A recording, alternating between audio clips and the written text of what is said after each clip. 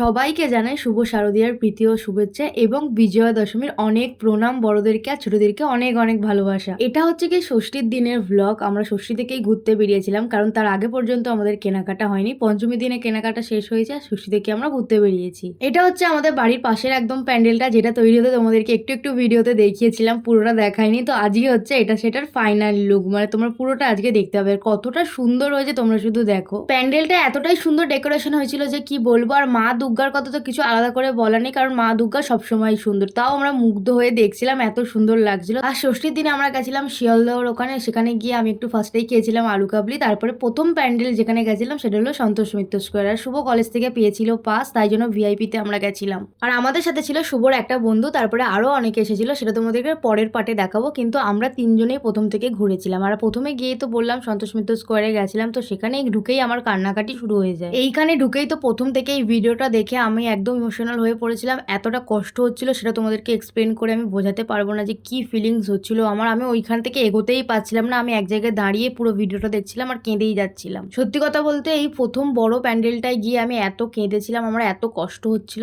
যাই হোক, তোমরা কারা কারা এই প্যান্ডেলটা দেখেছো, কারা কারা গেছিলে দেখতে, কেরম ভিডিওটা সব কমেন্টে আমাকে জানিও। কারণ আমরা তো ভিআইপিতে দেখেছিলাম এই প্যান্ডেলটা, আমাদের অতটা ভিড় সহ্য করতে হয়নি। আর তোমাদের কাদের কাদের এই প্যান্ডেলটা কেমন লেগেছে তোমরা সবাই আমাকে কিন্তু কমেন্ট করে জানিও। আমি তো বললাম আমার কেমন লেগেছে, অন্যরকমই একটা ফিলিংস ছিল। আমি তো দাঁড়িয়ে 1 ঘন্টা ধরে কেঁদেছি, সেটা তোমরা ভিডিওতে দেখতেও পাবে। যাই হোক, প্যান্ডেলটা দেখে সত্যি বলতে খুব ভালো লেগেছে। আর ঠাকুরটাও ভীষণই সুন্দর ছিল। সত্যি কথা বলতে একদম শিয়ালদহে গিয়ে আমরা প্রথম এই প্যান্ডেলটা গেছিলাম, তার মধ্যে এক্সপিরিয়েন্স খুবই ভালো ছিল। এই যেখানে দাঁড়িয়ে দাঁড়িয়ে আমি 1 ঘন্টা ধরে কাঁদছিলাম, সেটা আবার শুধু ভিডিও করেছে। আর বাইরে থেকে তো আমরা ভিআইপিতে ঢুকেছিলাম, কিন্তু ভেতরে এসে কি হবে, সেই তো ভিড়। কিন্তু যাই হোক, এই ভিড়ের মধ্যে প্যান্ডেল হপিং করার একটা মজাই আলাদা, আর একটা এক্সপিরিয়েন্স অভিজ্ঞতা যাই বলো, সবকিছুই একটা আলাদা অনুভূতি থাকে। তো যাই হোক, ভেতরে এসে দেখে তো খুবই ভালো লাগছিল।